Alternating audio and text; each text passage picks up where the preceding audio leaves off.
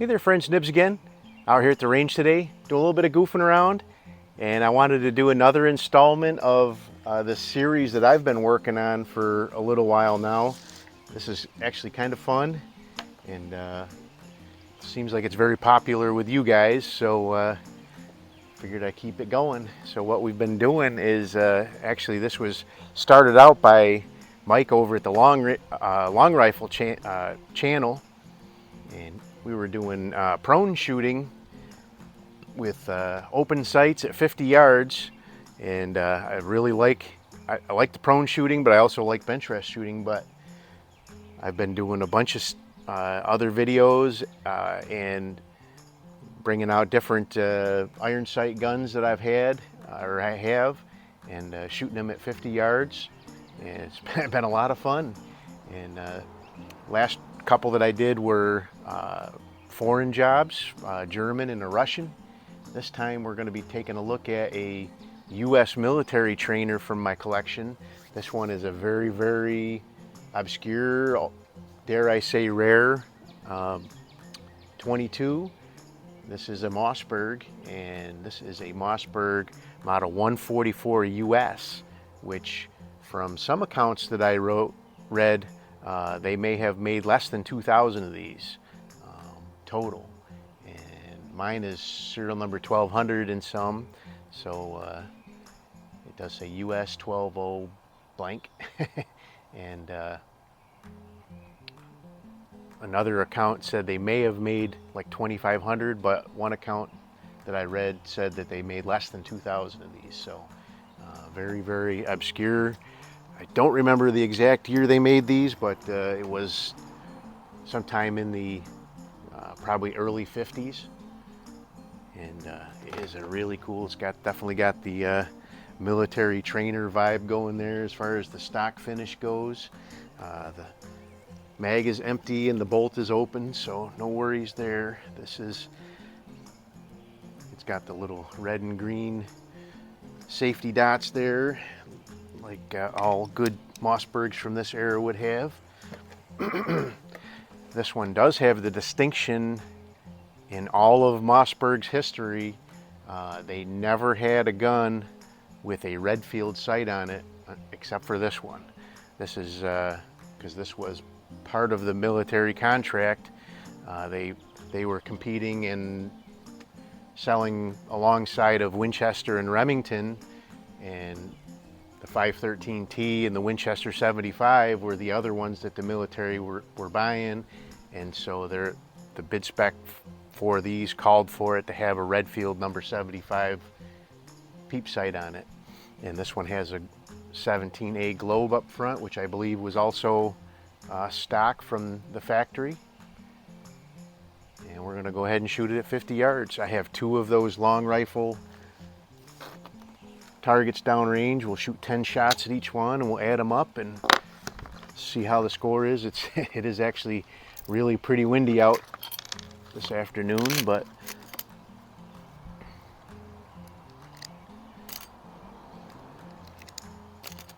no big deal. So this is one of the targets right here. The center orange dot is 10 and 9, 8, 7, or no, it's actually the white dot is 10 and 9, 8, 7, 6, and 5. So only the white dot is a 10, I believe. Yes. Yep. So the outer white ring is a 5.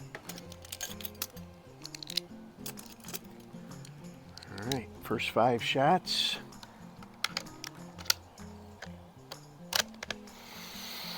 This one does have a massive barrel. When I first got it, I thought the receiver and barrel were all one piece, but there is definitely a seam there between the receiver and the barrel, but they are machined to such a precise fit that you really have to be looking for that split to actually see it. So, but all right, let's see here. This is a little bit high here, or the back's a little bit low, I mean.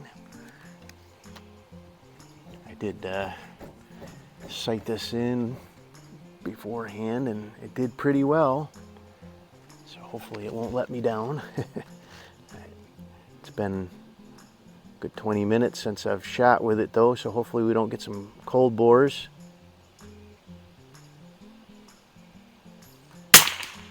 Going for the left-hand target there.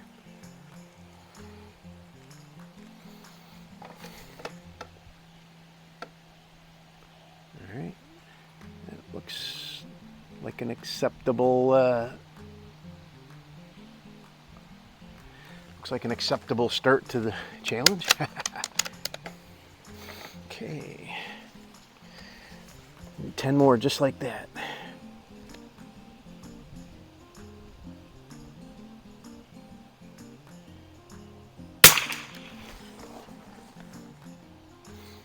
And nine's okay.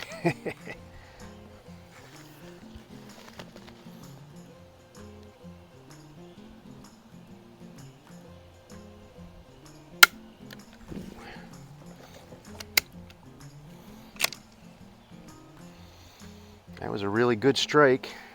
I'm gonna put that one back in there and see if we can get it a strike on a different spot. That was a really good strike. I am shooting this with Aguila Super Extra. Oh, come on.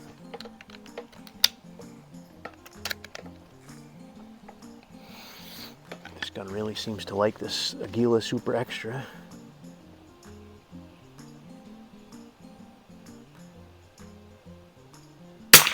That's better.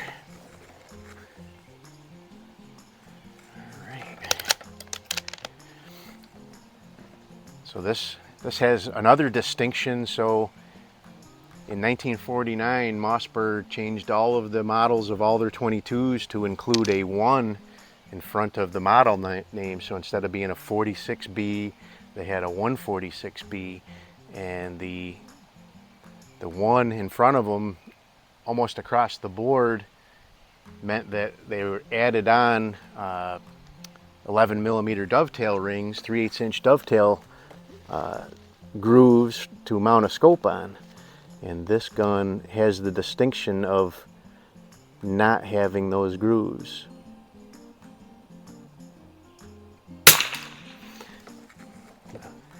And that was also due to the military contract. The government contract stated no scope grooves.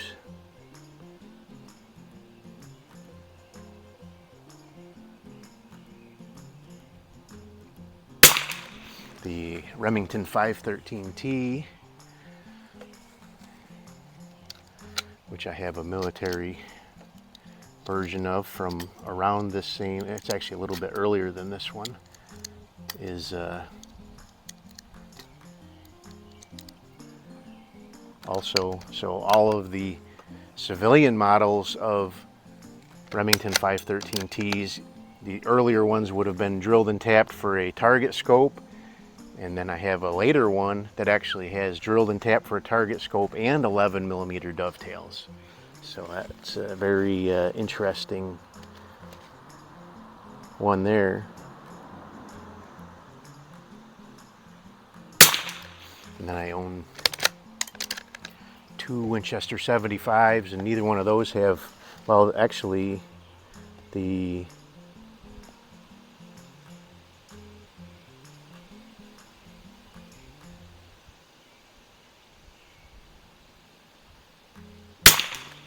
I will have to double check it, I guess. For some reason I thought the both of my Winchester 75s were drilled and tapped on the barrel. One of them is definitely a military trainer though.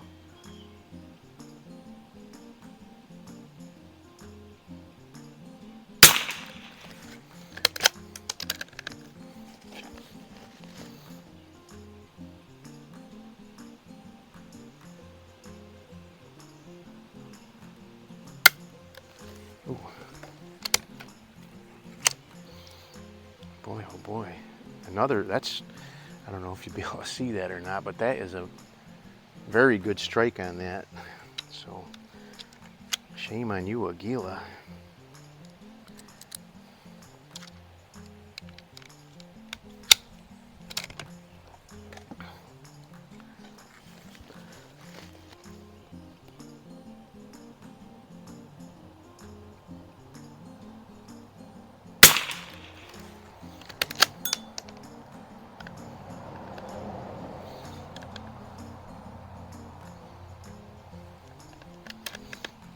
So one thing to check if you start having a bunch of light strikes, which I don't think the light strikes are due to the gun, but if you start having a bunch of light strikes in one of these kind of newer old Mossbergs, this little rear piece of the bolt has a tendency to unscrew on these, and it will actually decrease the spring tension on your bolt spring, your firing pin spring, and will cause some light strikes. Is that the last one? Yep. All right, so that's the first one. That actually looks pretty good. Got a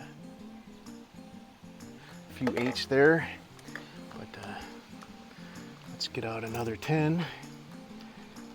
Oop.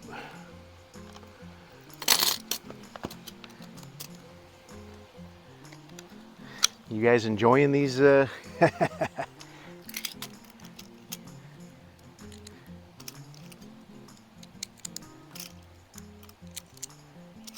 Iron sights challenges, I guess I could call it.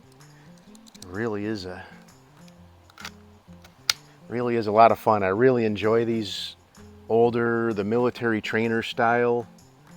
Yeah, I got a quarter turn out of that back piece there, but I don't think that's enough. So I have a 146 BA, which was actually, it's pretty much a family heirloom. It was my father's gun when he was a teenager, and I thought it was having some problems with it, and somebody had suggested checking that, and sure enough, it was like 2 turns unscrewed.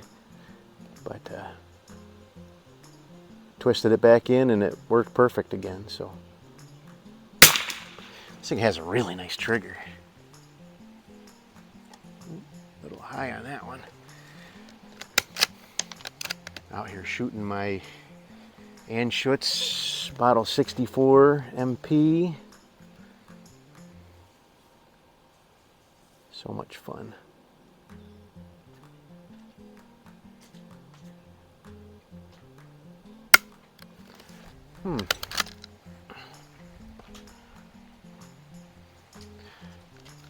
These are all really good strikes.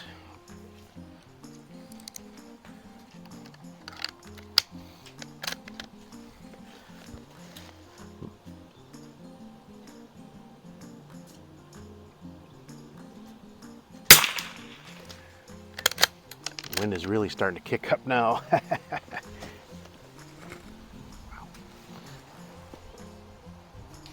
Hold on.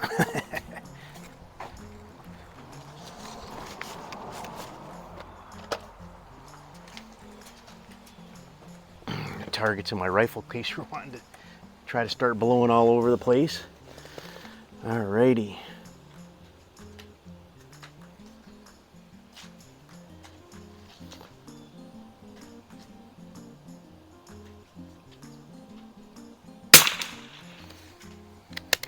This one still has the original green, I don't know what kind of fabric they call that, but the green fabric cloth sling that would have been part of the military order.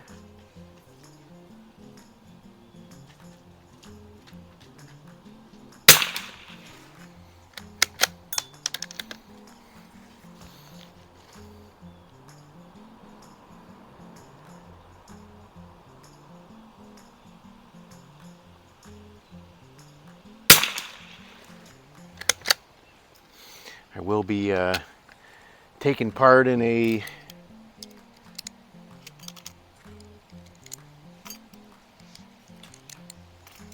discussion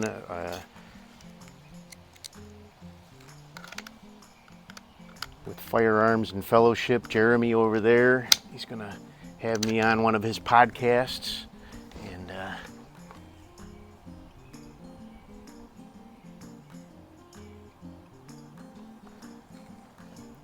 coming up in the near future here. So I don't know if this video will be up before or after that, but I will go ahead and check out his channel, and eventually you'll see my podcast with him.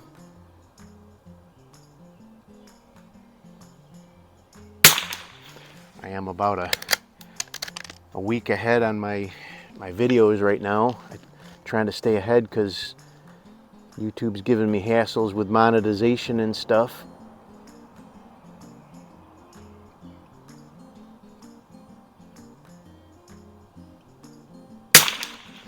So I try to stay ahead on to give me time to dispute limited or no monetization problems.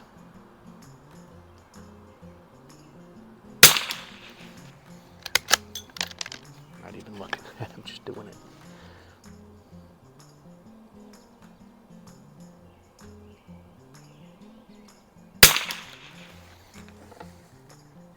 Wow, that's looking good. I think this is the last one.